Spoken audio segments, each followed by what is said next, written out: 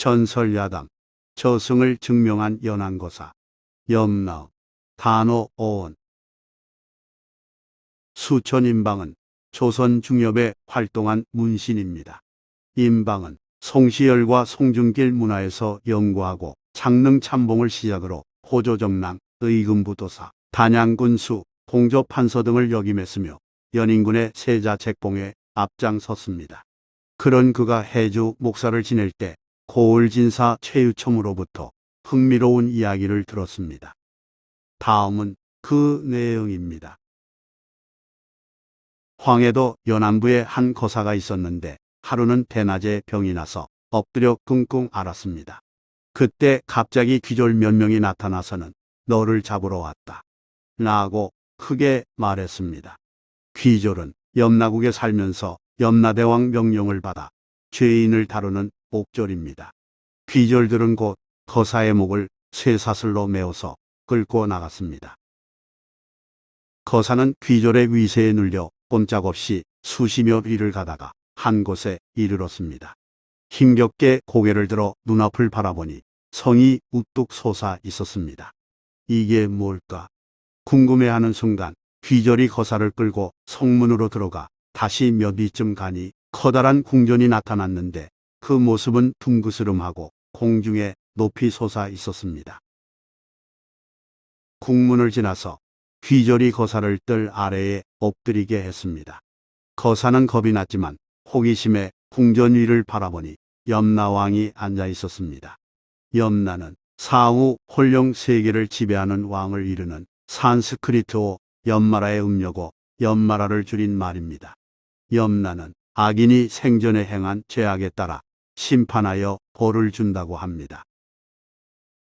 거사가 조심스레 주위를 살펴보니 여러 관리가 염라왕 양쪽으로 줄지어 서 있었고 귀졸 100여 명이 그 앞에서 명을 받아 바쁘게 뛰어다녔습니다.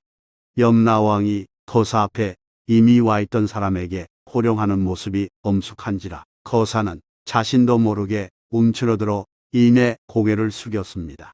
식은땀이 흘러 등을 적셨지만 그 어떤 말도 꺼낼 수 없었습니다. 잠시 후에 어떤 귀졸이 거사 앞에 서서 염라왕의 명령을 전했습니다. 너는 어디에 살며 이름은 무엇이고 나이는 몇 살이며 하는 일은 무엇이냐?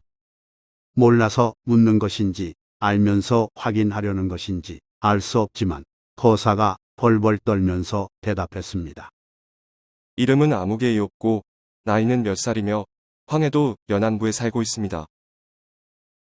거사는 잠시 숨을 고른 뒤 이어 말했습니다. 타고난 성품이 어리석어서 특별히 하는 일이 없습니다만 자비를 베풀고 날마다 염불하면 지옥에 가는 일을 면할 수 있다는 말을 듣고 늘 염불과 보시만을 일삼았을 뿐입니다.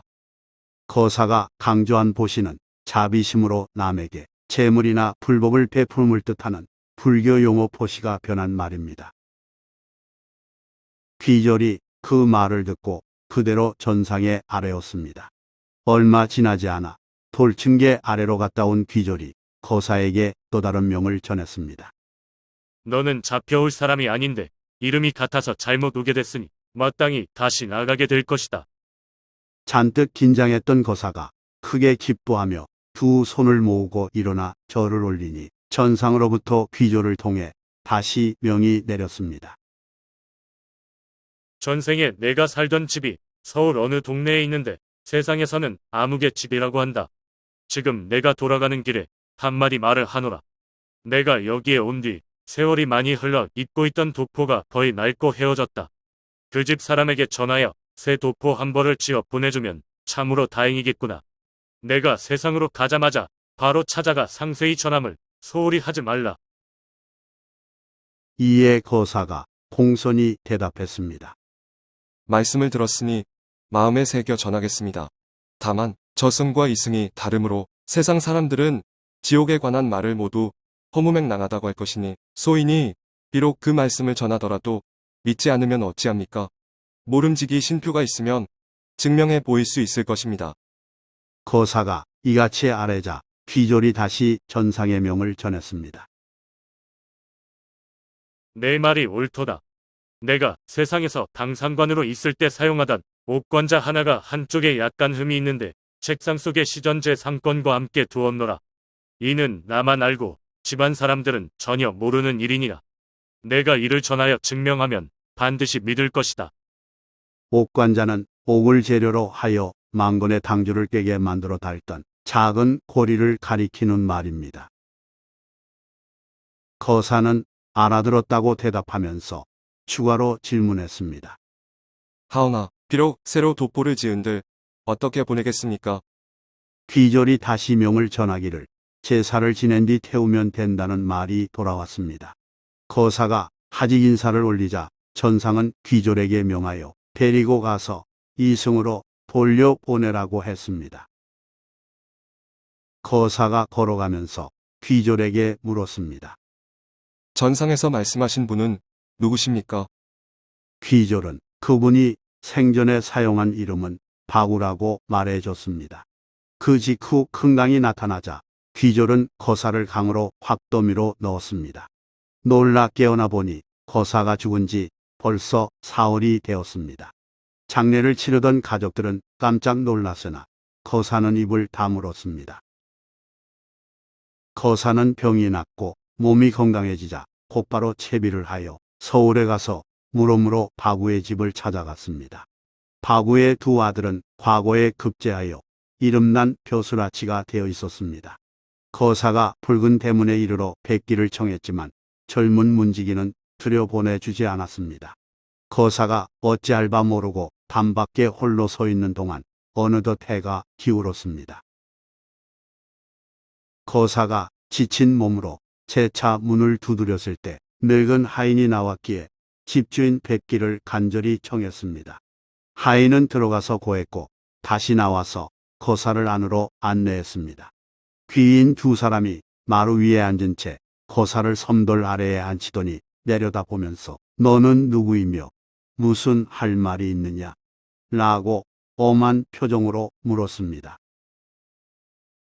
저는 황해도 연안에 사는 거사이옵니다. 어느 날 어느 날에 죽어서 지옥에 들어가 신이 돌아가신 대감을 뵙고 이러이러한 일이 있어서 감히 와서 아뢰옵니다.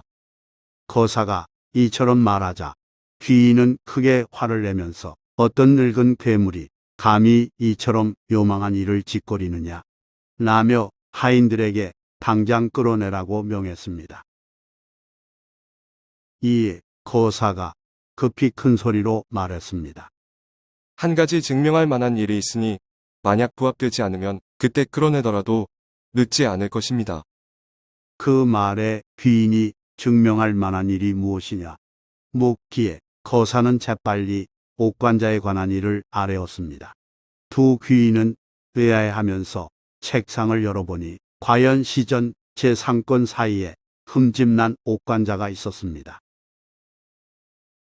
깜짝 놀란 두 귀인은 한동안 아무 말 없이 서로를 마주 보았습니다. 바구가 죽은 뒤 그 집 사람들이 찾지 못한 옥관자가 틀림없었기 때문입니다. 거사의 말이 망령되지 않음이 확인되자 온 집안 사람들이 모두 흐느껴 울었습니다. 두 귀인은 부인들을 불러 자세히 그 일을 말해주면서 빨리 새 도포를 짓도록 했습니다. 예사롭지 않기에 그 집에서는 날을 가려 영전에 정성스럽게 제사 지내고 도포를 태웠습니다. 제사 후 사흘째 되던 날 그 집 자녀들과 거사의 꿈에 바구가 나타나서 밝은 얼굴로 도포를 보내준 데 대하여 고맙다고 인사했습니다. 바구의 후손인 귀인 박점은 거사를 오래도록 집에 머물게 하면서 극진히 대접했고 이후에도 계속 왕래했다고 합니다. 좋아요 및 구독은 만물유래 전설야담 영상 제작에 큰 힘이 됩니다. 고맙습니다.